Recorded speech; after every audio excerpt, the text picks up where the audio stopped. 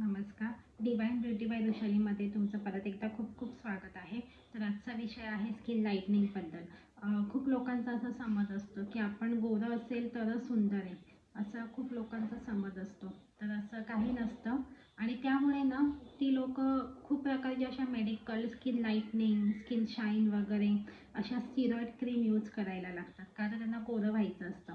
पण त्याचे धोके तुम्हाला माहिती नाही आहे. स्टिरॉइडमुळे आपल्या स्किनला खूप सारे प्रॉब्लेम येतात.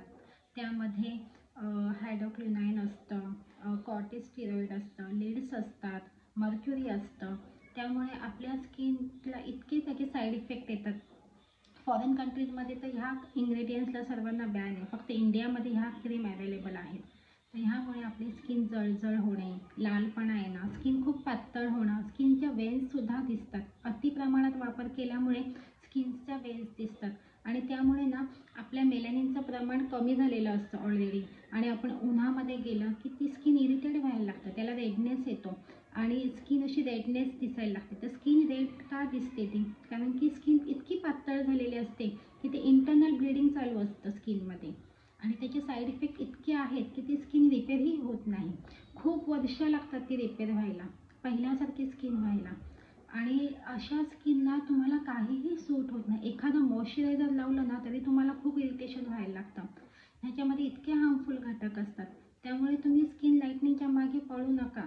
जी स्किन सावळी असते, सावळी असते, गव्हाळ असते, तीही स्किन खूप छान दिसते. फक्त आपल्या स्किनला आपण मेंटेन ठेवायचं, म्हणजे योग्य तो आहार, पुरेशी झोप, पाण्याचं प्रमाण वाढवा. स्किन म्हणजे हायड्रेट दिसते. दिवसातून उन्हातून बाहेर पडण्याच्या आधी, उन्हामध्ये जाण्याच्या आधी एखादं छान असं सनस्क्रीन लावा. नाईटला प्रोटेक्शन द्या तुम्ही. त्यामुळे तुमची स्किन मेंटेन राहील. पण हे स्किन लाईटनिंग जे खूप असे हार्मफुल क्रीम आहे, स्किन शाईन वगैरे, ह्या मागे पळू नका. जास्त स्टिरॉइड यूज केल्यामुळे आपल्या शरीरावरतीही त्याचे घातक प्रमाण होतात. त्यामुळे आपल्याला किडनीचा आजार किंवा स्किन कॅन्सर अशा रोगांना सामोरे जावं लागतं. त्यामुळे मला रिक्वेस्ट आहे तुम्हाला की तुम्ही प्लीज अशा काहीही क्रीम वापरू नका ज्याने तुम्हाला गोरेपणा येईल. त्यामुळे तुम्ही ऑर्गॅनिक किंवा आयुर्वेदिक अशा क्रीम वापरा ज्याचे साईड इफेक्टही नसतात. भले ते उशिरा काम करतात पण त्याचे साईड इफेक्ट नसतात. आणि ह्या क्रीम तुम्ही जोपर्यंत वापरता तोपर्यंत तुमची स्किन छान राहते.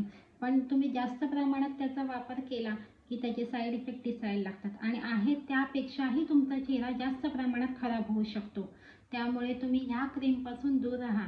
आणि तुम्हाला जर घरगुती उपाय हवे असतील तर तुम्ही मला कमेंटमध्ये सांगा. मी स्किन फेअरनेसमध्ये तुम्हाला घरगुती उपाय DM करेल. चला बाय. तर असा हा व्हिडिओ आवडला असेल तुम्ही लाईक, शेअर, सबस्क्राईब करा. बाय. परत एकदा भेटू नेक्स्ट